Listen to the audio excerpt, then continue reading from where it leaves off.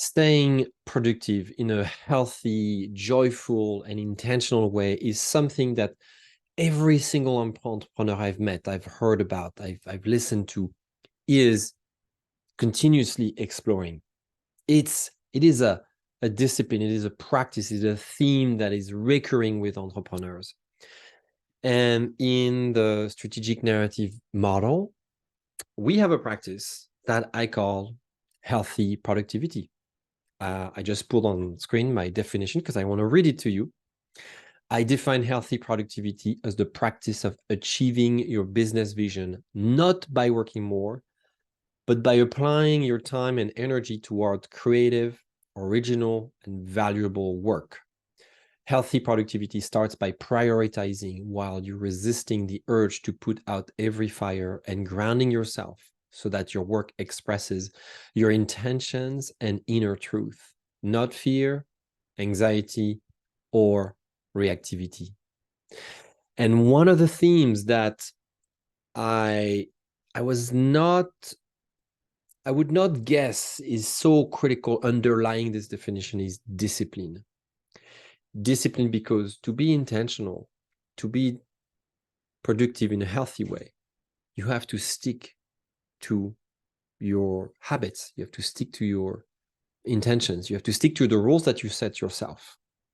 And this is a conversation I've had with several of my clients, all entrepreneurs, all running professional services firms. As you know now, discipline is a struggle for all of them, and for me including, because we feel like when we start a business like this one, we are free. We just want to do whatever we want.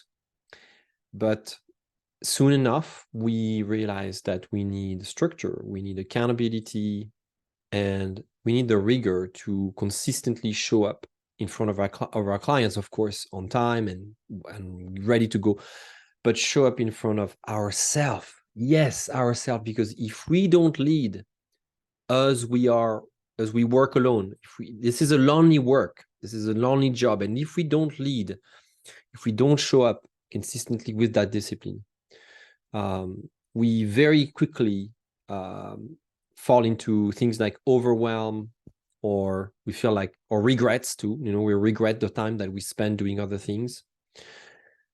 I was talking to a client today, and he admitted that he has felt quite unorganized. I can't exactly remember his key words, but basically unorganized and unproductive these days, because as soon as he wakes up in the morning, he looks at his phone and looks at the news and gets sucked into the news, the negativity of the news, first of all, that unfortunately has kind of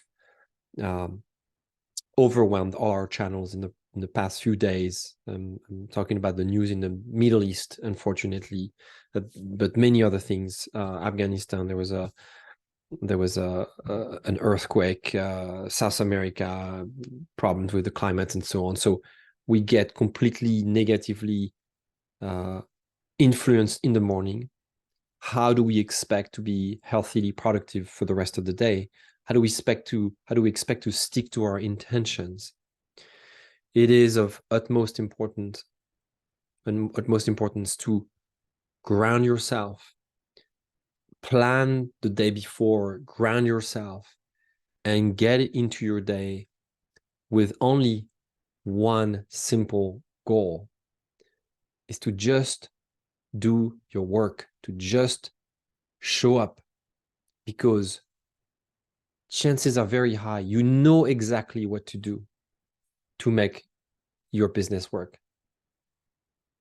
And if it's not exactly there yet, you probably have good hints and you're still testing things, exploring things. The hard part about entrepreneurship is not entrepreneurship itself. It's about figuring out what works. It's not the work itself. It's about exploring what clicks and what provides results. And you need to show up every day with discipline, with consistency, to get to this answer. And hopefully joyfully, because joy is what makes this whole thing sustainable. So if I go back to the definition that I just gave you earlier, there are many many important keywords here, but there is one in particular that I want you to consider, which is when I said, by applying your time and energy toward creative, original, and valuable work. Valuable work. Do we know what is valuable work at first? We don't. We don't. We have guesses. We have hypotheses. We have statistics sometimes, at best. Valuable work is defined by what you value. Values are how we decide. We decide based on what we value. So our decisions, it's kind of backwards at first. We decide without knowing exactly what the value is going to be, and then we explore what the value might be. And yet again, we have to be present, be there, show up with discipline, no matter what, no matter if you're showing up late, no matter if you're sick, no matter if you're not feeling like it, no matter if you are not excited yet about your ideas. One example I sometimes give you here on these videos is, do you feel like I am so thrilled, so excited, so inspired to show up on video every time? No, most of the time, right before I show up on video, I show up very uninspired, not excited. But the fact that I'm here, I put my butt on the seat, I press record, I look at the camera, and I know eventually, sometimes, maybe someone will see this video, but I'm here with detachment. But the fact that I show up here, all of a sudden, is like a signal sent to creativity, and my muse send me some potential ideas that float around me like little birds or insects, and all of a sudden I connect with those ideas so that I channel them towards you, so that I can package them, I can breathe life through them. This is the work of an expert, someone who is sought and paid to share their ideas, the ideas that comes to them, that they take the time to refine, package, explore, and share with others. So I invite you to work with healthy productivity, not by just, jumping on everything and then the next week just not doing anything and just regretting that you should have done things. Be intentional, plan your work, write it down, schedule things. In other videos, I give you strategies to work with the planner, work with the journal, schedule your time on your, if you use an online calendar, that's great. Work in 25-minute increments.